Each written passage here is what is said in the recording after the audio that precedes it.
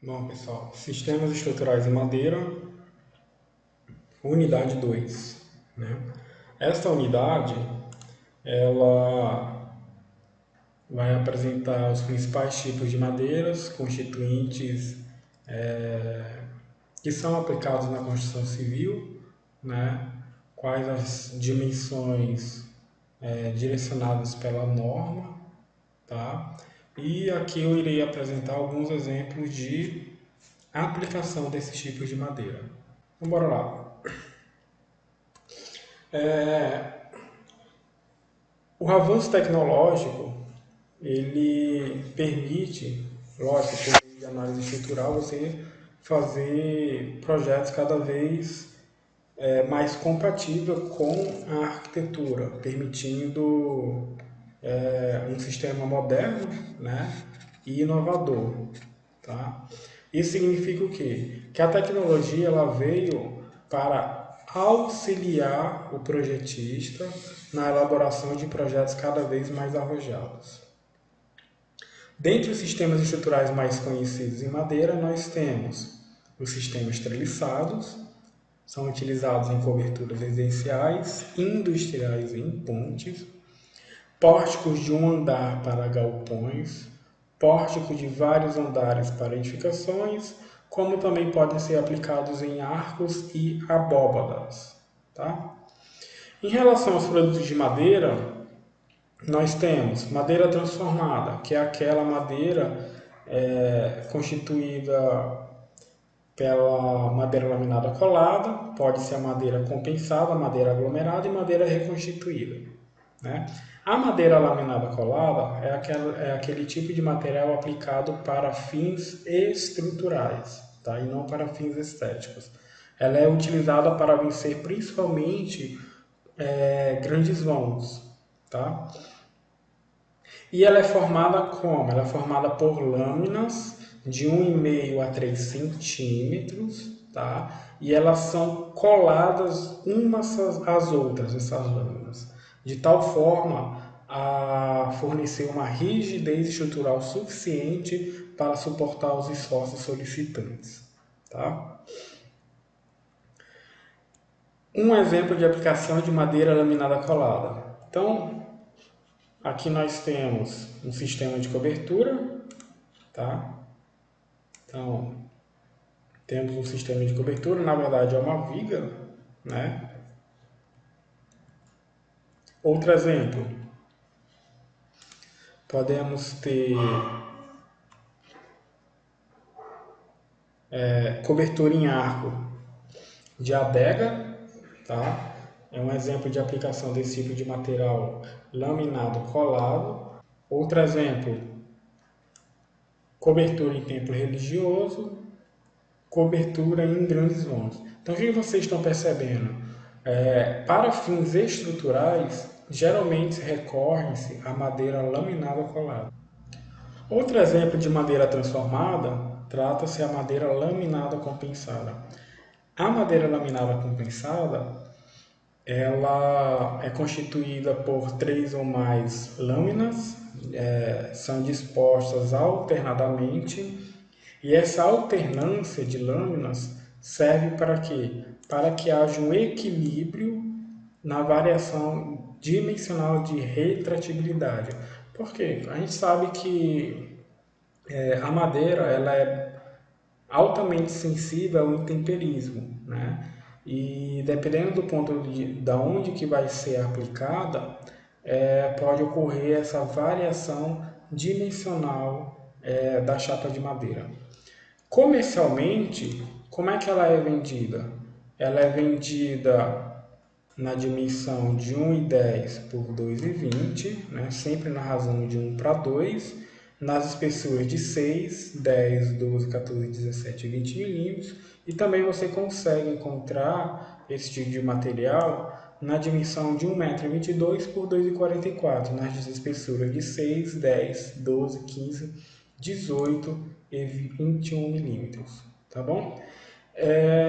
Então vamos a um exemplo de aplicação desse material. Vamos a um exemplo de aplicação desse material. Então, Esse tipo de material ele pode ser utilizado para elemento de formas, como também existe a madeira laminada compensada decorativa. Tá? Um outro exemplo de madeira transformada, temos a madeira aglomerada. Né? O próprio nome já diz, ela é formada por pequenos fragmentos de madeira. Né? Um exemplo disso temos a denominada OSB, né? Ou é painel de tiras de madeiras orientadas. Esse tipo de material ele tem a vantagem de oferecer uma grande resistência mecânica. Tá? Onde que ela pode ser aplicada? Ela pode ser aplicada na fabricação de móveis, esquadrias ou na construção de forros e divisórias.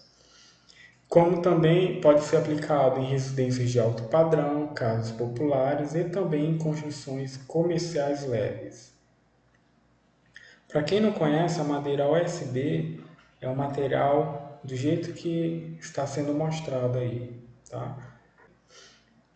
Outro tipo de aplicação, ela pode ser aplicada em residência de alto padrão, como também pode ser aplicado em painéis decorativos. Tá? Onde é que está esse painel decorativo? Bem aqui, ó. Bem nessa região aqui, ó, painel decorativo. Tá? Como também esse tipo de material pode ser aplicado em paredes, como também em forro. Né? Então, olha só a mesclagem de material. Você tem desde madeira aglomerada com peças em estruturas de aço. Né? Então, você tem dois materiais mesclados aí para atender à arquitetura. Outro exemplo de madeira transformada, temos a madeira MDF. A sigla MDF significa fibra de média densidade, ou Medium Density Fiberboard. Okay? Ela é um material composta por painel manufaturado com madeira ou fibras naturais ligadas com uma resina sintética. A grande vantagem dela está no seu peso específico reduzido. Ela possui apenas 496 kg por metro cúbico. Né? Esse é o valor mínimo e pode chegar até 880 kg por metro cúbico. Né? Isso podemos considerar um dos fatores de revisão da NBR 6120, né, que é a norma que especifica cargas acidentais em edificações. Pesos de imóveis, naquela época em que a norma foi feita, não existia esse tipo de material mais leve. Né? Hoje em dia, esse material é muito mais leve do que aquele material especificado há alguns anos atrás, né? E ela dá uma grande vantagem em relação ao alívio do carregamento estrutural, principalmente no que diz respeito ao dimensionamento de vigas, né, e alívio nas cargas das fundações. Exemplos de aplicações podem ser utilizados na confecção de móveis, revestimentos internos de paredes ou de divisórias. Tá?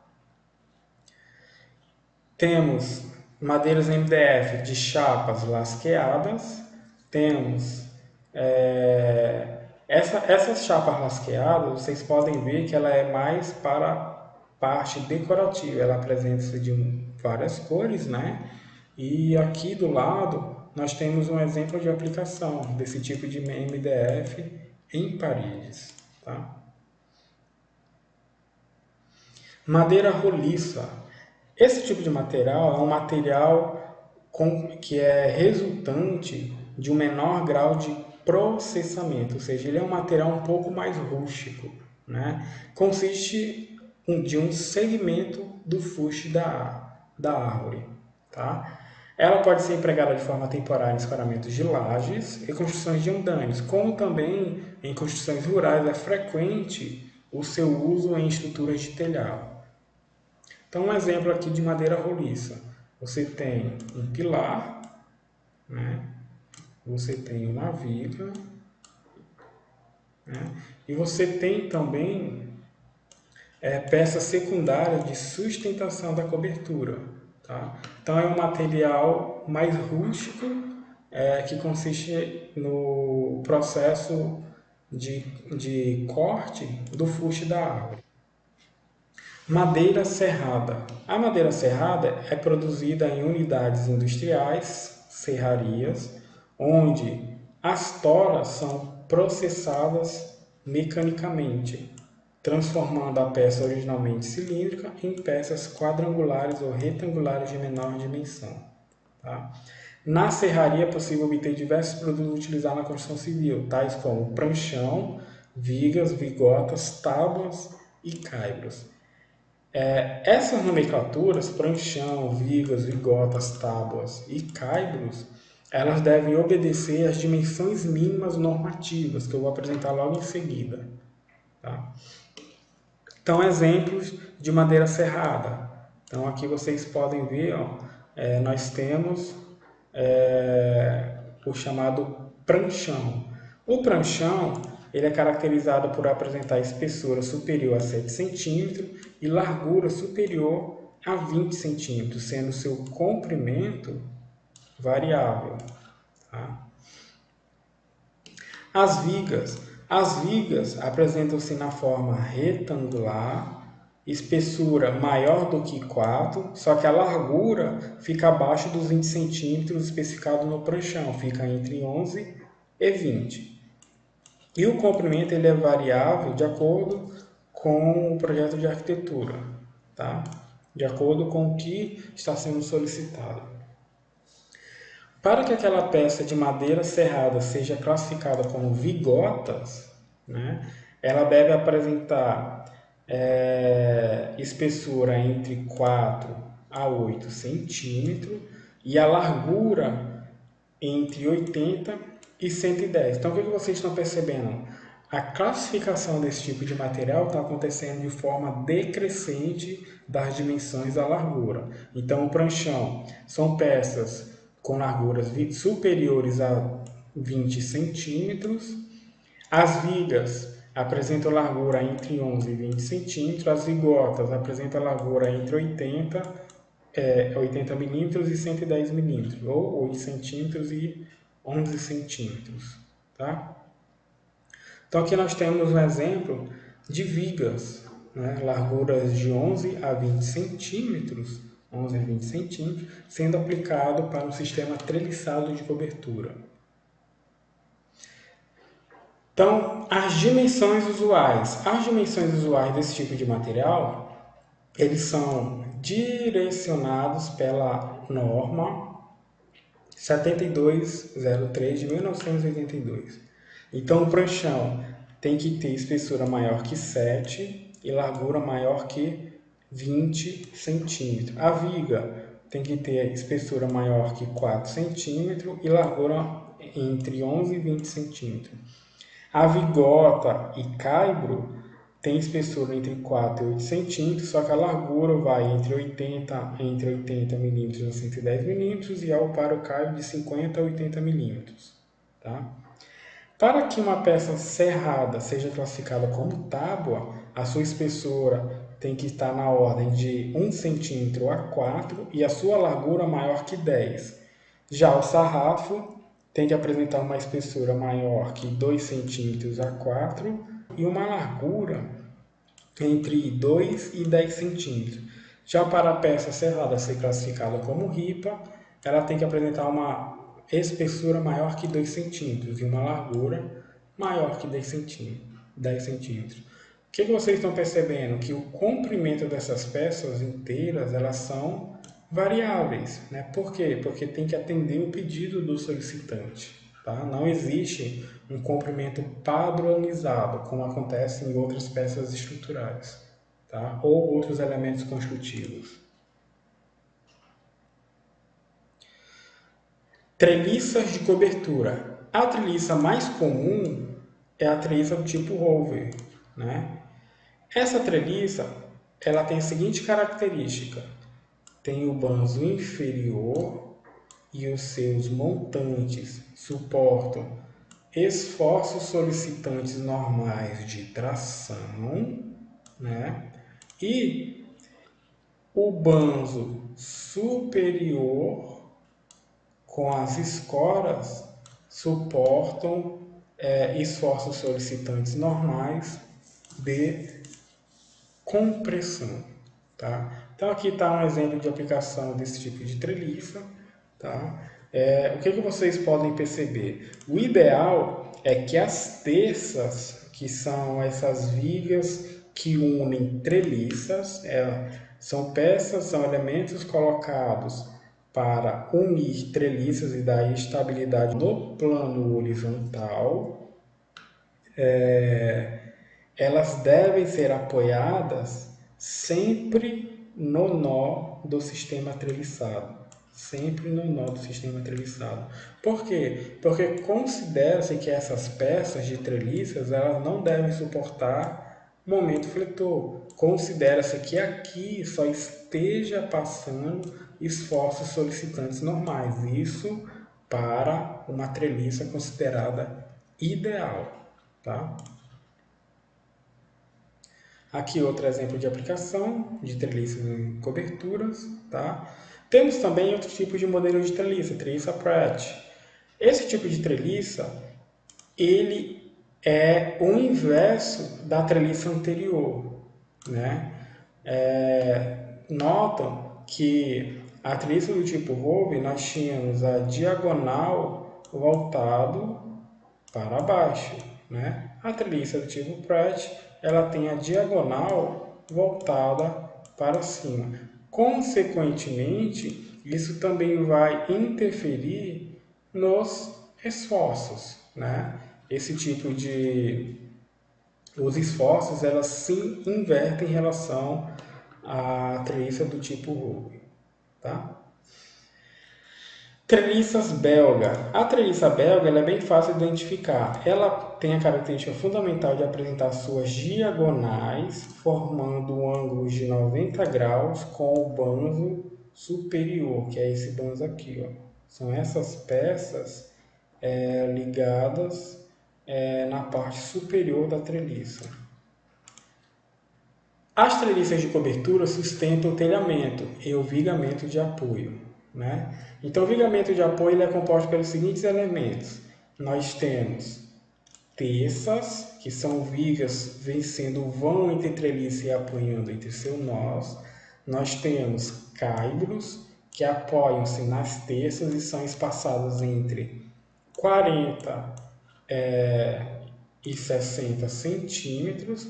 E nós temos as ripas, peças nas quais se apoiam as telhas cerâmicas, por exemplo, com espaçamento da ordem de 35 centímetros em função do comprimento da telha. Tá? Esse conjunto de terças, caibros e ripas é o que nós chamamos de trama. Então, o que seria a trama? O trama nada mais é do que um vigamento de apoio composto por terças, caibros e ripas. Tá? Então aqui nós temos um detalhamento completo de um sistema de cobertura. Então nós temos um telhado, essa partezinha aqui, tá? Nós temos então o telhado, deixa eu voltar lá. Aí, onde é que estão as nossas ripas? As nossas ripas, elas devem apoiar as telhas, né? Então, é essa parte aqui, ó. Então, as nossas ripas são esses elementos aqui, ó, dispostos longitudinalmente da edificação. Depois das nossas ripas, vem os caibros, né? Onde aqui está o nosso caibro? O nosso caibro ele se localiza logo abaixo das ripas. Ele é disposto na direção transversalmente ao elemento anterior, né? Que são as nossas ripas. Então, os caibros eles ficam na parte de baixo das ripas e ele é unido de forma transversal. Tá? E por fim, temos as terças. As terças são esses elementos aqui, ó. São esses elementos compostos por vigas que unem treliças, né, de fora a fora. Então, esse conjunto inteiro, formados por caibros, terças e ripas, é o que nós chamamos de trama. Então, a norma de madeira, ela aborda o detalhamento típico de ligação de uma treliça de cobertura do tipo Rowe. Então, o que a norma está falando? Ligação do tipo Rowe, qual é a característica dela? A característica dela é que os meus banzos inferiores e as minhas montantes estão sujeitos a esforços de tração. Se elas estão sujeitas a esforços de tração, qual é o tipo de ligação que deve ser feita para unir essas peças estruturais? Esse tipo de ligação, que está bem aqui assim, ó, ele é feito por meio de talas metálicas. Talas metálicas. Já as minhas escoras, que são essas peças aqui, ó, são essas peças aqui, e o meu banzo superior, né, eles estão sujeitos a esforços solicitantes de compressão, né? A norma fala que para esse tipo de ligação deve ser utilizado, tá bem aqui, um fechamento do tipo entalhe, tá? Então você faz um entalhe para a peça sob compressão.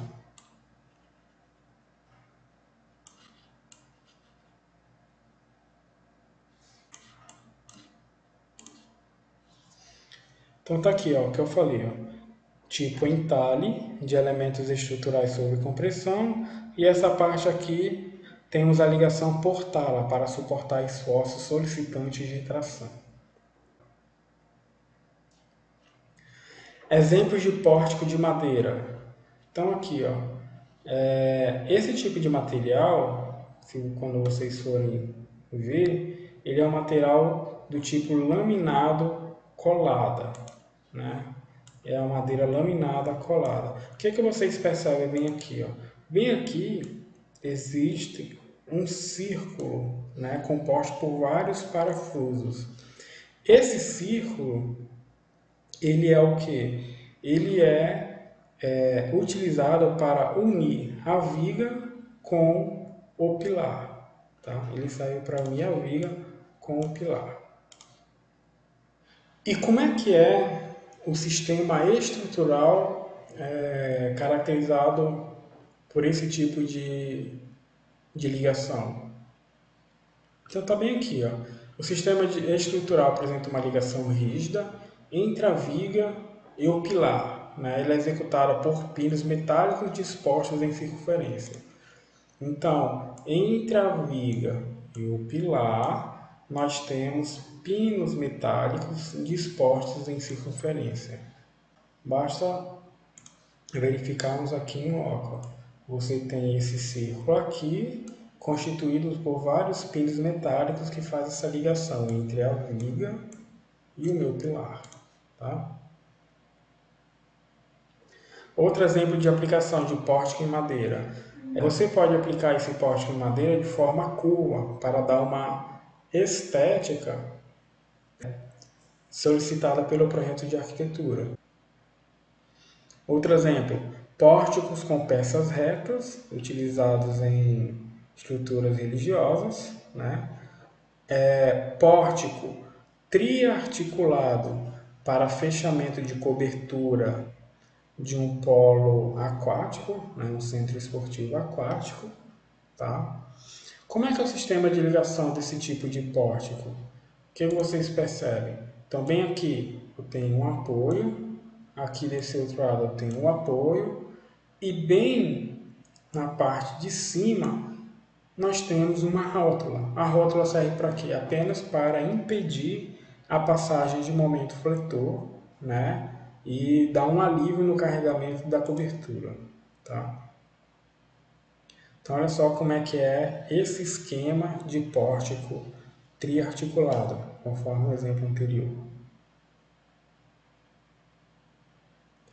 Outro tipo de aplicação de pórtico em madeira.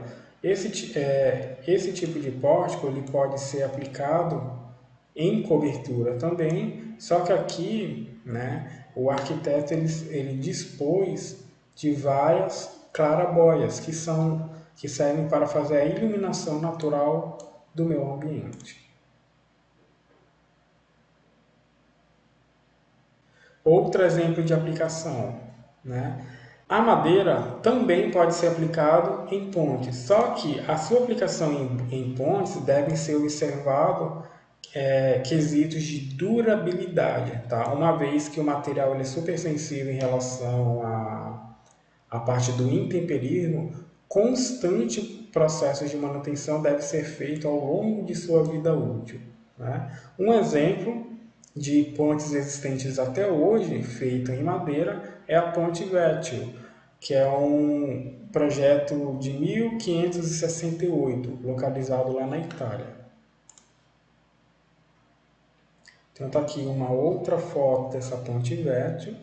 É lógico que de 1568 para cá ela sofreu vários danos, né? Ela passou por guerras, teve que ser reformada e reestruturada, mas a ideia quando eles fizeram essa reestruturação foi sempre manter a arquitetura original. Então ela está existente até hoje e para ela ficar existente até hoje ela passou por contínuos processos de manutenção.